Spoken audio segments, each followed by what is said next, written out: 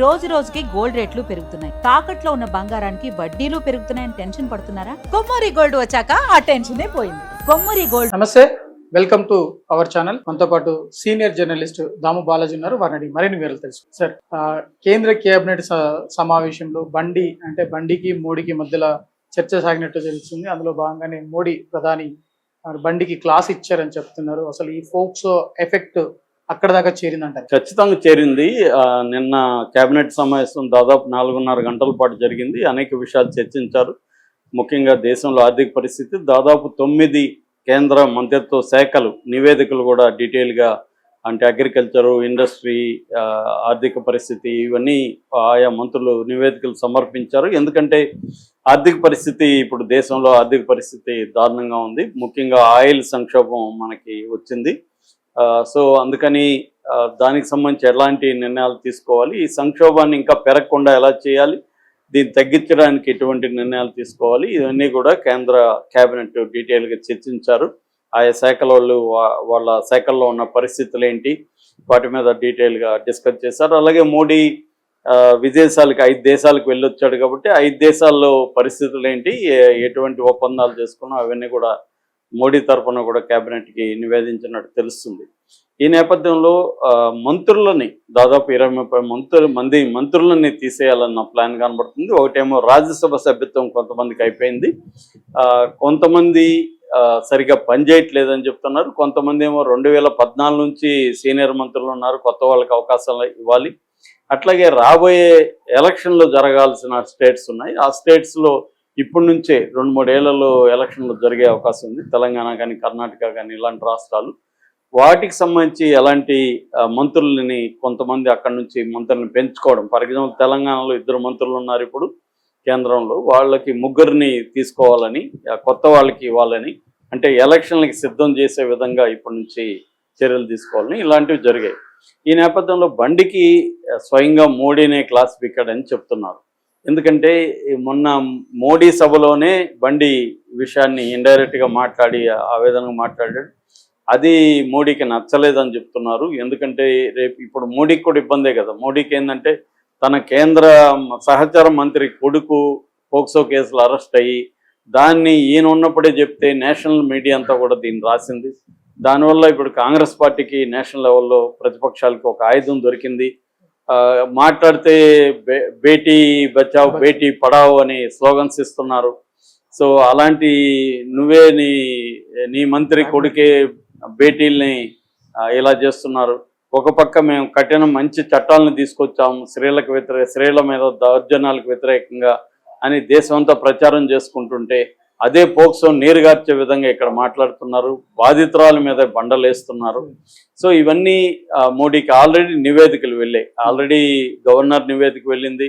ఆ తర్వాత ఇక్కడ ప్రెసిడెంట్ రామచంద్రరావు కూడా వెళ్ళి నివేదిక ఇచ్చాడు. తర్వాత వాళ్ళ ఇంటెలిజెన్స్ నెట్వర్క్ ఎలాగో వాళ్ళకు ఉంటుంది, కేంద్ర ఇంటెలిజెన్స్ నెట్వర్క్. వీటన్నిటి ద్వారా పార్టీ పరిస్థితి ఏంటి, బండి సంజయ్ ఎఫెక్ట్ పార్టీ మీద ఏ స్థాయిలో పడింది, రాష్ట్ర ప్రభుత్వం దీని మీద ఎలాంటి చర్యలు తీసుకుంటుంది, బీఆర్ఎస్ దీన్ని ఎలా ఉపయోగించుకుంటుంది, దీని ఎఫెక్ట్ ఇప్పుడు మనకి రాబోయే జిహెచ్ఎంసీ ఎన్నికల్లో గ్రేటర్ హైదరాబాద్ ఎన్నికల్లో ఎలా ఉండవచ్చు, ఇవన్నీ. ఎందుకంటే గ్రేటర్ హైదరాబాద్ ఎన్నికలను దృష్టిలో పెట్టుకొని మోడీ చంద్రబాబుని, పవన్ కళ్యాణ్ కూడా కలిసిపోయాడని చెప్తారు. ఎందుకంటే రేపు వాళ్ళ మద్దతు ఎలా తీసుకోవాలి, దాన్ని ఎలా చేయాలి. ఎందుకంటే ఇక్కడ తెలుగుదేశం వాళ్ళు శ్రేణులంతా కూడా రేవంత్ రెడ్డి వైపు నిలబడ్డారు లాస్ట్ ఎలక్షన్లో. ఇంకొంతమంది ఏమో సెటిలర్స్, ఇక్కడ సీమాంధ్రులు బీఆర్ఎస్ వైపు ఉన్నారు. ముఖ్యంగా గ్రేటర్ హైదరాబాద్లో వాళ్ళ పరువు కాపాడేందుకు కూడా వీళ్ళే అని చెబుతారు.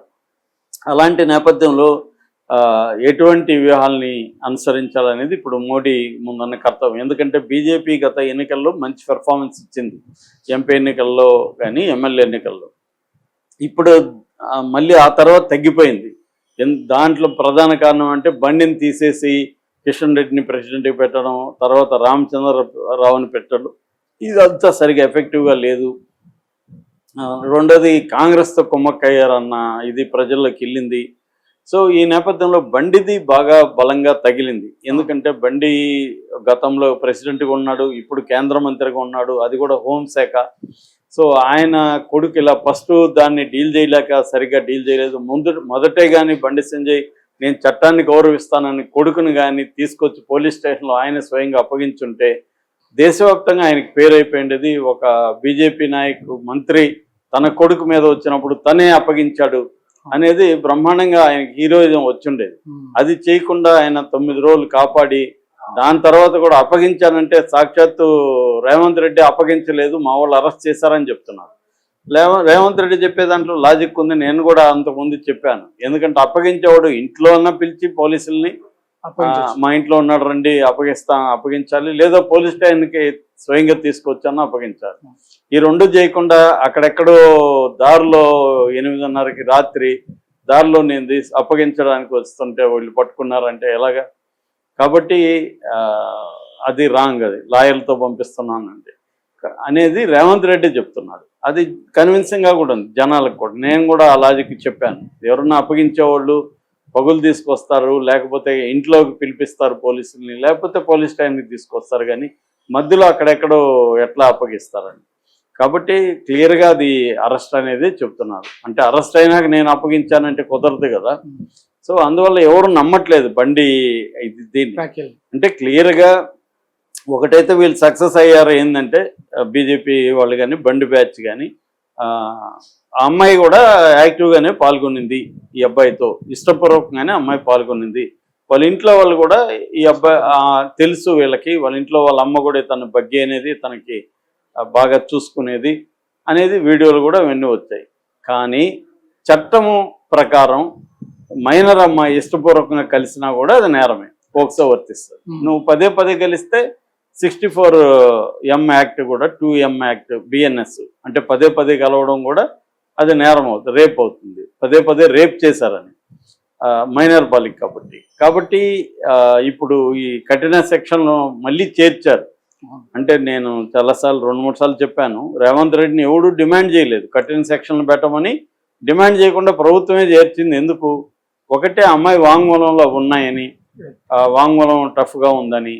2 ఈ సాగు దొరికింది కాబట్టి బండిని వీక్ చేద్దామని ఒక ఉద్దేశం రేవంత్ రెడ్డికి ఉందని. అది ఎవరైనా చేస్తారు. పొలిటికల్గా మనకు ప్రత్యర్థి దొరికినప్పుడు అతను బలహీనపరచాలని అనుకుంటారు ఎవరైనా. అది రేవంత్ రెడ్డి ప్లేస్లో ఎవరున్నా అదే చేస్తారు. వాళ్ళ పొలిటికల్ పార్టీల నైజం అంతే. ప్రతిపక్షాలు దొరికేది మామూలుగానే ఎక్కడ దొరుకుతారని చూస్తుంటారు. దొరికినప్పుడు వీడిని బలహీనం చేసేద్దాం, దానివల్ల బీజేపీ బలహీన పడుతుంది అనేది వాళ్ళకు ఉంటుంది. ఎందుకంటే రేవంత్ రెడ్డికి ఇటు బీజేపీ ఇటు బీఆర్ఎస్ 2 బలహీన పడాలనే ఆయన కోరుకుంటాడు కదా. కాంగ్రెస్ బలపడాలనేది కదా ఆయనకుంటుంది. అది చేస్తారు. కానీ ఇక్కడ హోల్ ఇష్యూలో దీన్ని డీల్ చేయడంలో బండి సంజయ్ ఫెయిల్యూర్ క్లియర్గా కనబడుతుంది. అందరూ చెప్పేది అదే. నువ్వు కొడుకుని ఫస్ట్ అతను దాడులు చేసినప్పుడే నువ్వు లైన్లో పెట్టుకోవాలి. అతను దాడులు చేసి కొట్టినప్పుడు నువ్వు ఓపెన్గా సపోర్ట్ చేసుకుంటా ఉంటే కొడుకుని చేయలేదు. రెండోది ఏంటి, వీళ్ళని పంచాయతీకి పిలిపించి సంగప్ప అని ఆయన ద్వారా వీళ్ళని బెదిరించడం, అది కూడా బండి సంజయ్కి బ్యాడ్ అయిపోయింది. బెదిరించారనేది కూడా అందరికి అర్థమైపోయింది. అంటే ఇక్కడ క్లియర్గా ఈ అబ్బాయి ఒక మైనర్ అమ్మాయితో అఫైర్ పెట్టుకున్నాడు.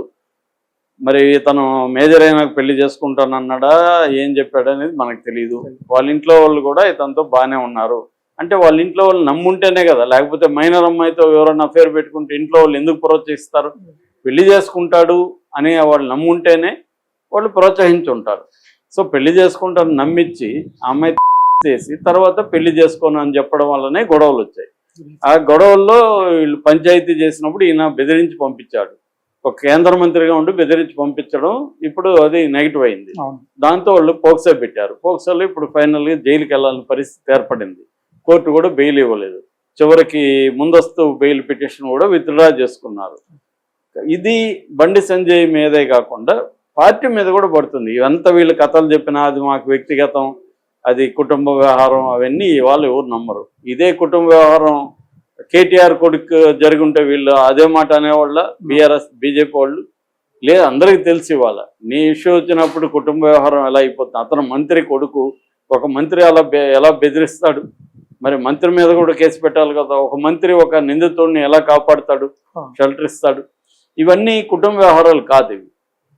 కాబట్టి క్లాస్ పీక్ ఉండే అవకాశం అయితే ఖచ్చితంగా ఉంది, నో డౌట్. క్లాస్ పీక్ అనే వార్తలు వస్తున్నాయి. అట్ ద సేమ్ టైం ఆయన మినిస్ట్రీ కూడా రిజైన్ చేసే అవకాశం ఉంది. పార్టీకి ఆయన్ని ఇప్పటికిప్పుడు ఆయన ప్రెసిడెంట్ కూడా చేయరు బీజేపీకి, ఒకవేళ చేయాలనుకున్నా.